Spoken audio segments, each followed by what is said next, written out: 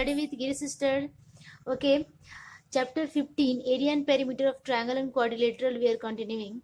And last की video में I think हमने क्वेश्चन नंबर 16 तक कंप्लीट कर लिया था. तो आज एक्सरसाइज 15.2 का नेक्स्ट और आगे स्टार्ट करते हैं 17 से. तो चलो वीडियो को स्टार्ट करते हैं बिना टाइम वेस्ट किए हुए.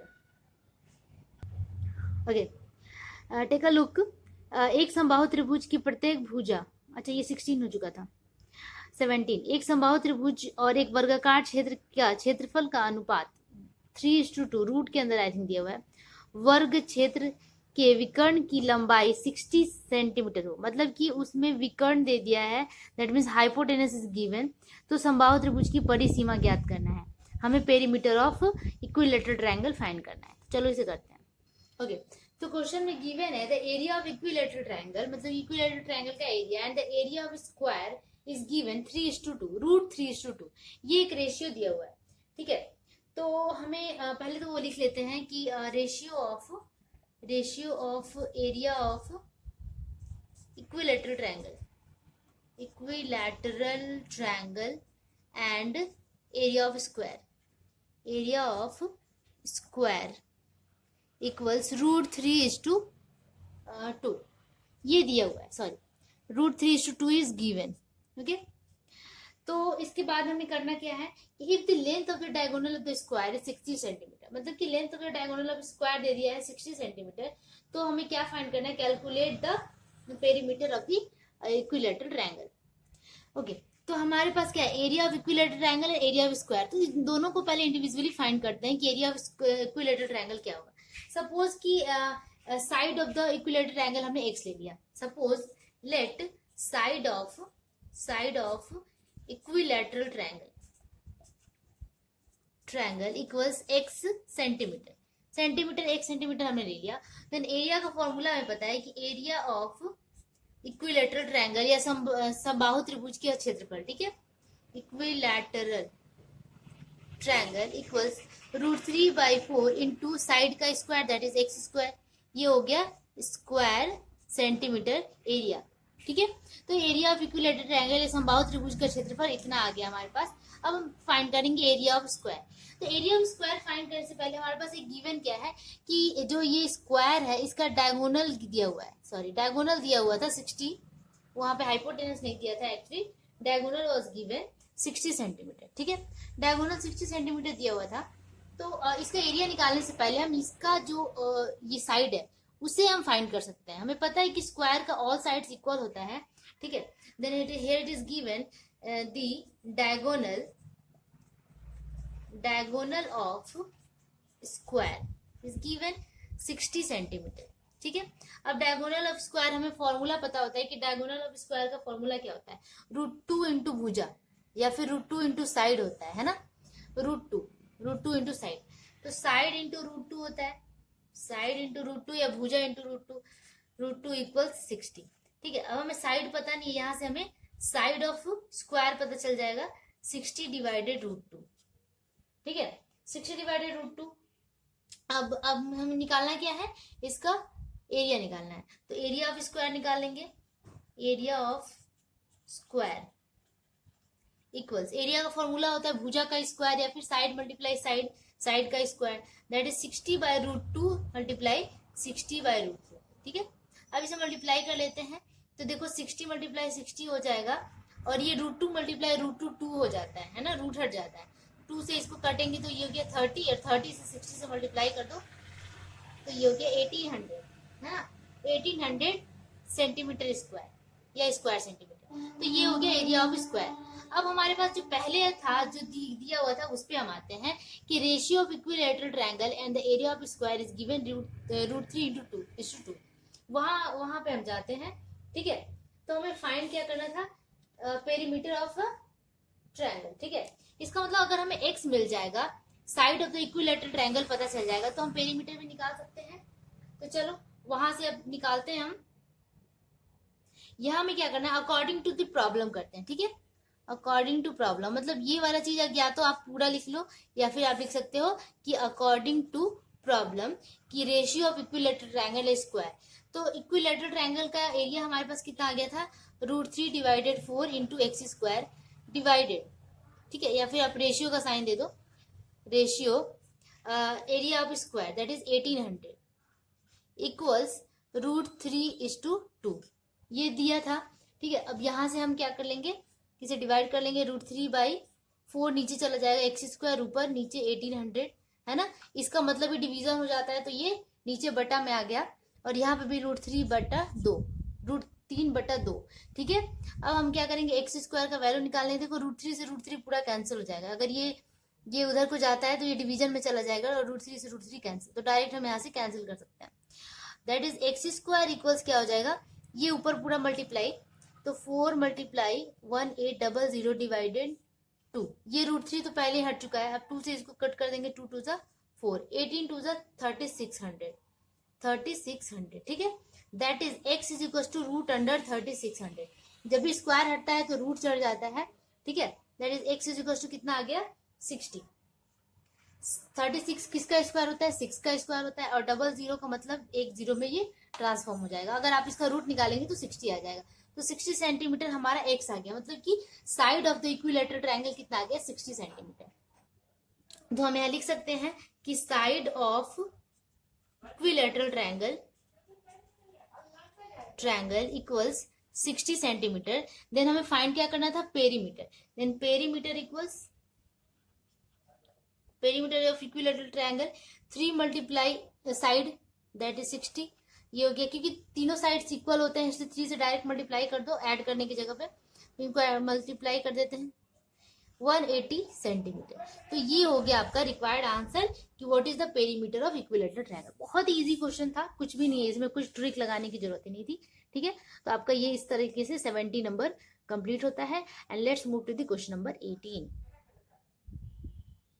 Okay, next one is 80 number. एक समकोण त्रिभुज के कर्ण की लंबाई और परिसीमा क्रम से 13 सेंटीमीटर और 30 सेंटीमीटर, मतलब कि समकोण त्रिभुज का कर्ण हाइपोटेनस 13 है एंड परिसीमा मतलब पेरीमीटर 30 है। देन त्रिभुज का क्षेत्रफल हमें ज्ञात करना है। तो चलो, बहुत इजी क्वेश्चन है। ओके, देन 80 नंबर पे क्या कह रहा है कि length of the hypotenuse is 13 centimetre and the perimeter of right angle triangle is 30 centimetre. Perimeter मतलब कि सबको ऐड करने पे 30 सेंटीमीटर आता है। देन हमें फाइंड क्या करना है, calculate the area of the triangle. We have to find the area of this right angle triangle, मतलब कि समकोण त्रिभुज का हमें एरिया फाइंड करना है। ठीक है, तो यहाँ पे पेरीमीटर या परिसीमा दिया हुआ है, हाइपोटेनस कर्ण भी दिया हुआ है। अब आपको हमें पता है कि अगर एक भुजा हमारी दी हुई है, मान लो ये एबीसी एक ट्रायंगल है, इसमें एसी दिया हुआ है, तो हमें एबी और बीसी भी तो फाइंड करना है, तभी तो हम एरिया फाइंड कर पाएंगे। Half into base into height होता है इसका फॉर्मूला। तो उसके लिए हम क्या करेंगे, क्योंकि हमारे पास एबी और एबीसी तो है नहीं, तो हम क्या करेंगे कि हमें पता है कि सबको ऐड करने पे 30 होता है, सारे साइड्स को ऐड करने पे 30 होता है। ठीक है, तो लिखेंगे कि sum of all sides that is perimeter equals 30 centimetre.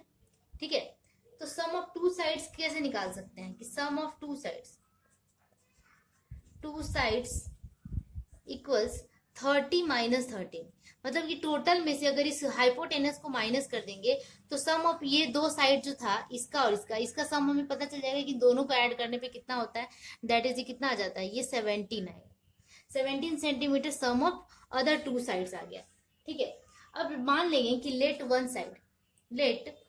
Side equals x, मान लेते हैं कि उसमें से एक साइड x सेंटीमीटर है, अगर इसको x मान लेते हैं तो दूसरा वाला कितना हो जाएगा, दोनों को सम करने पे 17 हो रहा है, तो दूसरा वाला अदर कितना हो जाएगा, अदर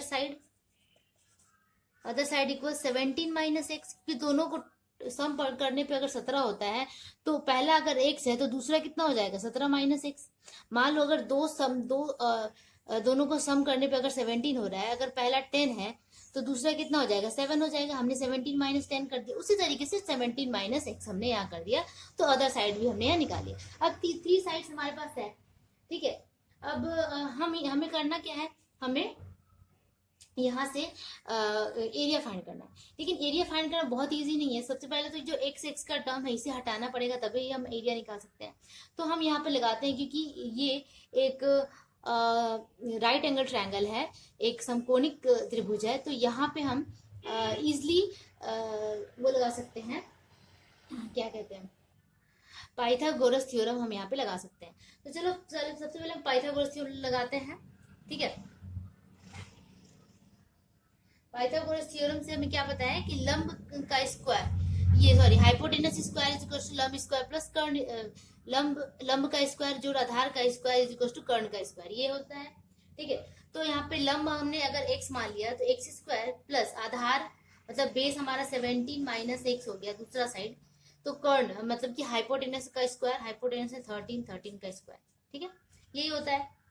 तो बस इसको हमें सॉल्व करना है और यहाँ से x का वैल्यू निकालना है। तो x स्क्वायर हो गया plus 17 minus x the whole square, इसका फॉर्मूला तोड़ देंगे a माइनस बी का होल स्क्वायर पे, a square minus 2ab plus b square, इस फॉर्म में इसको हम तोड़ देंगे। तो ये कितना हो जाएगा, a स्क्वायर दैट इज 17 का square minus 2 into a into b, 2 into a into b plus b square that is x square equals 13 का स्क्वायर हो जाता है 169। ठीक है, अब यहाँ से x square plus x square 2x square हो गया प्लस यहाँ दोनों को मल्टीप्लाई करेंगे तो 17 टू द माइनस, इसे मैं पहले लिखती हूँ माइनस 34x और इस 17 का स्क्वायर हो जाएगा कितना, ये हो जाएगा आपका 289। ठीक है, प्लस 289 इक्वल्स 169। ठीक है, अब यहाँ से 2x स्क्वायर माइनस 34x, इस 169 को भी इधर लेकर आएंगे तो ये माइनस हो जाएगा, तो 289 माइनस 169 करते हैं तो आ जाता है कितना 120 इक्वल्स 0। ठीक है, अब एक स्टैंडर्ड फॉर्म में आ गया। यहाँ पे देखो 2 कॉमन है दोनों में, इसमें भी 2 है, इसमें भी 2 है और इसमें भी 2 है, तो 2 को हम पहले कॉमन निकाल लेते हैं। तो अभी मिडिल टर्म फैक्टर बन जाएगा x square minus 17x plus 2 से सबको 2 से डिवाइड कर देना है 60 इक्वल 0। अभी मिडिल टर्म फैक्टर बन गया, मतलब हमें मल्टीप्लाई करके 60 लाना है और ऐड करके 70 लाना है। ठीक है, मल्टीप्लाई करके 60 और ऐड करके 70, ये कैसे होगा, 12 5 का कितना होता है, 12 मल्टीप्लाई 5 60 होता है, और 12 प्लस 5 अगर करें प्लस कर दे तो ये कितना हो जाता है 17 हो जाता है। मतलब हमारा दोनों काम यहाँ पे बन गया। 12 और 5 को ले लेंगे हम, तो x square minus 12x minus 5x, अगर यहाँ माइनस है तो दोनों जगह पे माइनस लेना होगा, तभी माइनस माइनस ऐड होकर 17 होगा और इसको मल्टीप्लाई करने पे 60 भी आ जाएगा। ठीक है, तो यहाँ से x कॉमन ले लेते हैं, x माइनस 12 माइनस 5 कॉमन लेंगे, x माइनस 12। ठीक है, दैट इज हमें क्या क्या मिल जाएगा, x माइनस 12 और x माइनस 5 इक्वल 0। ठीक है, अब मैं इस साइड में करती हूँ बाकी कैलकुलेशन, आइदर और ले लेंगे इसका, तो आइदर और लेने के बाद हमारे x minus 12 is equal to 0 and इधर हो जाएगा x माइनस 5 इक्वल 0। ठीक है, अब आप कोई भी एक वैल्यू यहाँ से ले सकते हैं। ठीक है, x is equal to 12 and x is equal to 5 आएगा। ठीक है, मतलब हमारे पास एक बार तो x का वैल्यू 12 आया और दूसरी बार x का वैल्यू 5 आया। ठीक है, अगर हम x का वैल्यू 12 ले लेते हैं, मान लो सपोज करते कि x का वैल्यू हमने 12 ले लिया, तो हमारा एक साइड x आ गया, that is x is equal to one side आ गया कितना, one side will be 12, other side हमें कैसे निकालते हैं 17 माइनस एक्स। ठीक है, तो अदर साइड हमारा कितना हो जाएगा 17 minus x that is 12, 17 minus 12 that is कितना आ रहा है 5 ही आ रहा है, मतलब कि यही आ रहा है 12 एंड 5 ही आ रहा है, तो दोनों साइड हमारे पास मिल गया। ठीक है, अब यहाँ से हम इजीली फॉर्मूला लगा सकते हैं एरिया ऑफ ट्रायंगल, मतलब जो भी ट्रायंगल है ये राइट एंगल ट्रायंगल, ये मिटा दो मैं कंफ्यूजन ना हो, right angle triangle equals area of right angle triangle क्या होता है, half into base into height. ठीक है, हाइपोटेनस को छोड़ के, हाइपोटेनस तो ऐसे भी 13 था, उसको हमें छोड़ देना है, half into base into side, base हमारा अगर मान लो 5 ले लिया एंड हाइट हमने 12 ले लिया, कुछ भी आप कहीं भी पुट कर सकते हैं, इसको काट देंगे तो ये 6 हो जाएगा, 6 5 जा 30, तो area of right angle triangle कितना आ गया 13 square centimetre. This is the right answer. Okay, तो इसी तरीके से आपका ये क्वेश्चन नंबर 18 कंप्लीट होता है। होपफुली आपको ये समझ में आया होगा, कोई भी टिपिकल नहीं है इसमें, मैंने अपने तरीके से पूरी कोशिश की है, और आप भी अगर इसको रिव्यू करेंगे 1 से 2 बार देखेंगे तो बिल्कुल समझ में आ जाएगा। चलो तो एक बार मैं स्क्रॉल करके पूरा आंसर आपको दिखा देती हूँ, इस तरीके से है। और मुझे लगता है कि वीडियो लंबा हो जाएगा आई थिंक, तो आज मैं ये 2 क्वेश्चन ही कराती हूँ, नेक्स्ट वीडियो में बाकी के जो 2 क्वेश्चन है उसे हम कंप्लीट करेंगे। ओके, तब तक के लिए keep practising and be at home, don't forget to share and subscribe. Bye bye.